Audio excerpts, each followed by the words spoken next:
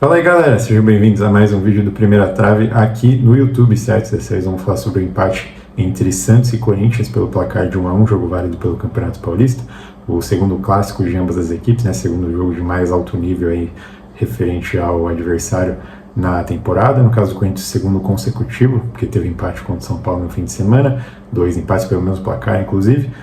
As equipes entraram com propostas um pouquinho diferentes, com estratégias um pouco diferentes ali do que a gente está acostumado a ver do ponto de vista tático. A gente já vai se aprofundar um pouquinho mais nisso no nosso campinho. Antes, pedir para você se inscrever no canal, deixar seu like no vídeo, comentar o que você achou da partida e compartilhar, é claro, com aquele seu amigo que gosta de uma boa análise tática, certo? Então, sem mais delongas, vamos dar uma olhada aqui primeiramente em como as equipes começaram, pelo menos na teoria, nas escalações das duas equipes. Pelo lado do Santos, Gabriel Brazão no gol como de costume, linha de 4 atrás, os 4 defensores, 3 dos 4, né, os titulares.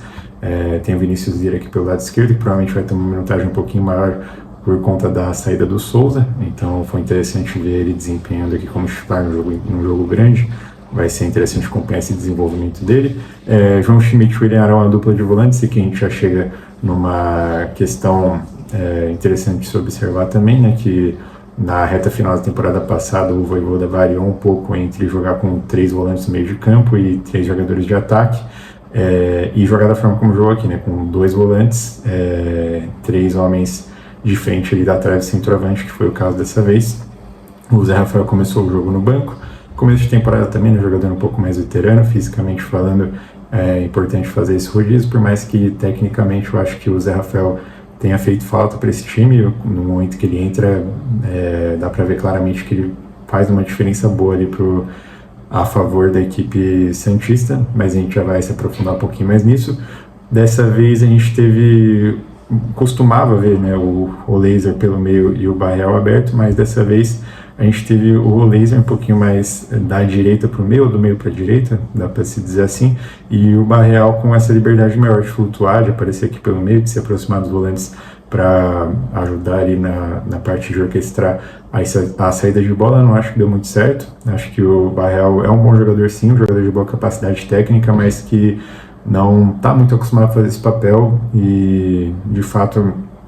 eu não acho que seja muito a característica dele. Eu prefiro ele jogando aberto pelo lado direito mesmo, com algumas oportunidades de 1 contra 1, de repente de cortar para o meio, uma boa qualidade no passe também, e de centralizar, por assim dizer, mas como eu falei, não com essa liberdade toda aí de circular pelo campo e carregar a bola e ser aquele armador clássico, né? Eu acho que não é muito a dele. O Tassiano aberto pela esquerda, na teoria, né, a gente já vai chegar em como isso funciona na prática, ele centralizou um pouquinho mais, chegou a funcionar até com uma dupla com o Gabigol, que foi, então, camisa 9, jogador de referência, que foi, sim, relativamente participativo, né, mais do que poderia se imaginar, talvez, da capacidade dele a essa altura, né, da carreira, pelo que ele tem mostrado nos últimos anos, mas ele se entregou mais do que, pelo menos, eu tinha como expectativa. Pelo lado do Corinthians, também como de costume, linha de 4 atrás, os 4 defensores, nesse caso sim, titulares absolutos. Acho que não tem nenhuma contestação aqui em relação à escolha dos nomes, pelo menos considerando que a gente tem à disposição no elenco nesse momento. Então, Matheusinho, André Amaro, Gustavo Henrique e Matheus Bidu, sem contar o Hugo no gol, claro. E aqui chegando no meio, assim como no Santos, também tem um ponto interessante a se observar, dessa vez até mais diferente, né, do que o que a gente viu de diferente no Santos, que foi a entrada do Matheus Pereira como volante, ao lado do Ranieri. Principalmente esses 3 aqui, né, Carrilho, Bidon e Matheus Pereira, eles trocaram bastante de posicionamento, são 3 jogadores de fato bastante versáteis do ponto de vista de característica, que podem tanto defender quanto atacar, né, pisar na área com bastante qualidade, pelo menos na teoria, e a ausência de uma dupla de ataque, né, com o Yuri aqui sendo inicialmente referência, um pouquinho mais isolado, sem alguém que formasse essa dupla que a gente se acostuma a ver junto com ele. Na ausência do Memphis, o Dorival mais uma vez optou por não usar o Guinegão. O Guinegão outra vez não entra no jogo, nem vindo do banco de reservas, algo a se observar. E, enfim, o Dorival resolve não testar nem o Dieguinho e nem o Kaique, que de fato não são jogadores dessa característica, e eu acho até que faz sentido. Ao invés de você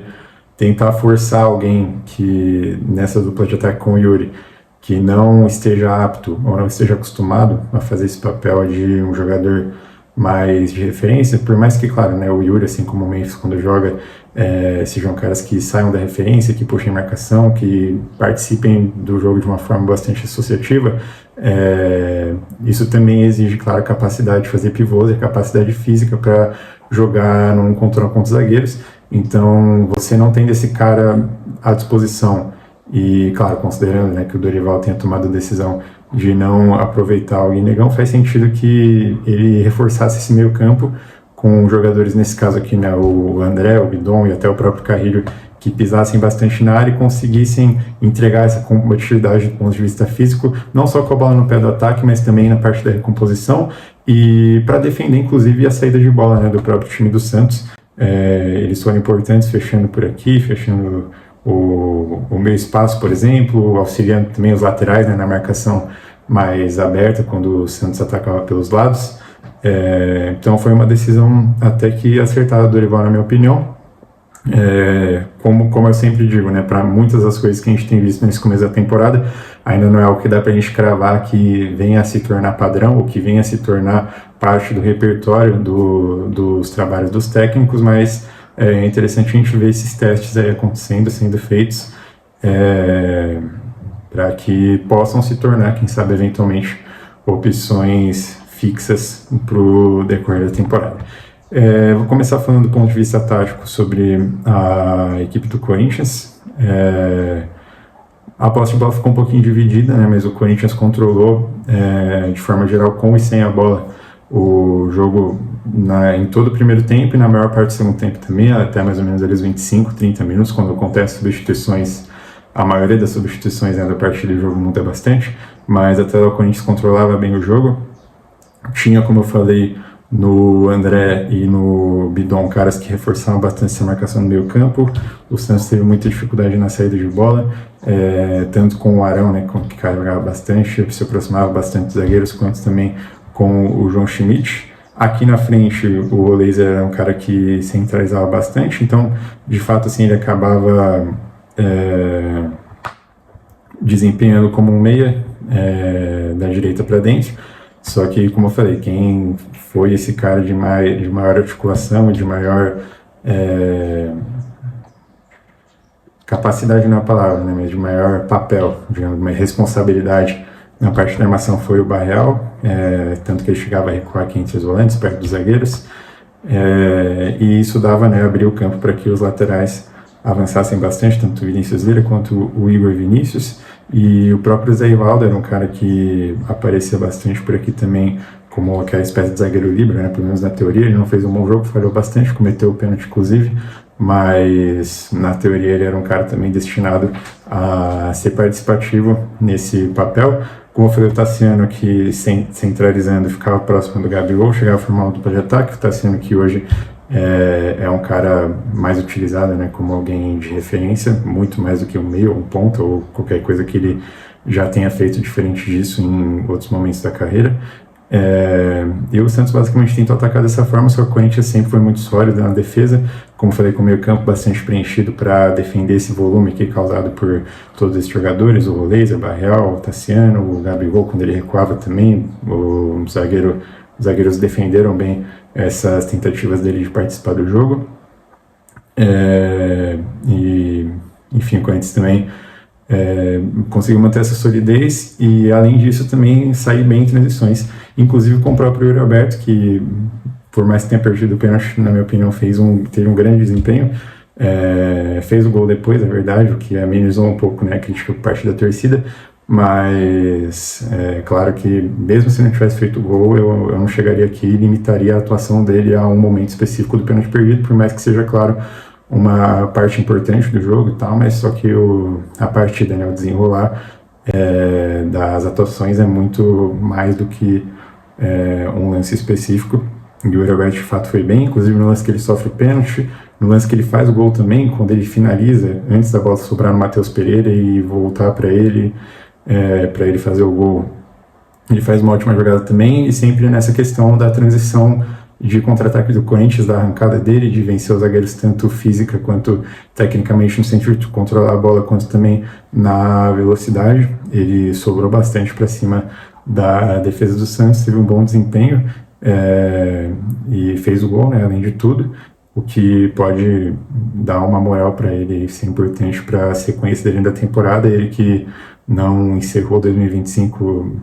não fez o segundo semestre no geral bom, né, no meu ponto de vista pelo menos, e até que em 2025 também não tinha mostrado nada demais. Agora ele faz um bom desempenho que, como eu falei, pode ser providencial para uma virada de chave dele. Do ponto de vista do Corinthians, só vou montar de novo, né, aqui o time de Santos, para a gente poder falar com mais propriedade e de forma mais didática aqui para vocês. Se defendia num 4-4-2, como de costume, né, o Laser fechando por aqui, Tassiano fechando por aqui, o Bahia e o Gabigol fazendo essa dupla aqui então para pressionar em cima. Os dois zagueiros fechavam uma trinca aqui com o Ranieri, que ora aparecia aqui na frente deles, ora também recuava entrava nesse espaço aqui pelo lado esquerdo, né, para aparecer como opção. Os laterais, como sempre, também muito agudos, avançando bastante, atacando bastante esse corredor. E assim como do ponto de vista defensivo, também muito volume pelo meio com o André e com o Bidon. O Caíro era um cara que aparecia bastante, circulava bastante, né, entre o lado direito, inclusive alternando de posição com o Bidon, com o Mateuzinho, com o próprio Matheus Pereira também, como eu falava. Os jogadores de meio, né, do Corinthians no geral mostram bastante essa versatilidade, e o Corinthians mostra um time muito bem treinado, é um time que sempre sabe muito bem o que fazer com e sem a bola nos pés, que tem conceitos muito bem definidos, que inclusive eu acho que é um mérito do trabalho do Dorival, por mais que tecnicamente às vezes as atuações, inclusive no decorrer de 2025, tenham sido bastante oscilantes. Eu tenho a sensação que o Corinthians está no caminho certo. O Corinthians tem um trabalho, né, um time bem treinado, do ponto de vista do Dorival Júnior, da avaliação do trabalho dele, pelo menos. E esse volume, essas alternâncias de posição e essa disciplina tática, inclusive, na parte da recomposição, faz com que o Corinthians seja um time bastante equilibrado e que consiga controlar o jogo tanto com a bola quanto sem a bola nos pés, tá falado? E foi dessa forma mais ou menos que o jogo se desenrolou, como eu falei, até os 70 minutos, 75, 25, 30 ali do segundo tempo. Depois das substituições, o Santos ganha força, tanto fisicamente quanto tecnicamente também, se torna um time mais ofensivo, um time com mais opções, né, agudas ali, que realmente busquem um contra um, como foi o caso do Robinho Júnior, e do Miguelito também, né, que é um cara mais voltado ao ataque. O próprio Zé Rafael, como foi lá no começo do vídeo, tecnicamente ele eleva o patamar do Santos, é um cara que, lógico, enfrenta lesões, enfrenta questões físicas, mas tecnicamente, desde que ele entrou no time na temporada passada, na minha interpretação, pelo menos, ele muda o nível do Santos, eleva bastante o nível do Santos, é um cara primordial que ele esteja bem para o decorrer da temporada. E o Corinthians faz algumas mexidas também, mas sempre com jogadores que não têm rendido muito, como é o exemplo do Charles, como é o exemplo do Vitinho. O Galo não entra nesse mérito, que o Galo eu acho que é um bom jogador, eu não acho que ele fez um 2025 tão ruim como a galera pinta, por mais que não tenha tido muitas participações diretas em gols, mas é um cara que tecnicamente agrega bastante. Hoje também não foi bem, enfim, não entrando nesse mérito, mas de modo geral o banco do Corinthians é um banco que não tem muitas opções e é algo que pode ser melhorado aí, né, com a janela agora, com o mercado. O Alisson pode estar chegando também, mas a verdade é essa: o Corinthians fisicamente cai no jogo, o Santos fisicamente e tecnicamente também começa a ter mais opções ali no ataque, começa a botar o Corinthians contra a parede, acaba chegando no gol de empate, que veio uma bola parada, né, já depois de 90 minutos, na parte dos acréscimos do jogo, certo? Deixe nos comentários aí o que você achou da partida e o que você sentiu falta aqui na análise. Não esquece de compartilhar o vídeo, se inscrever no canal, deixar seu like. Muito obrigado mais uma vez pela audiência e até mais. Valeu, um abraço.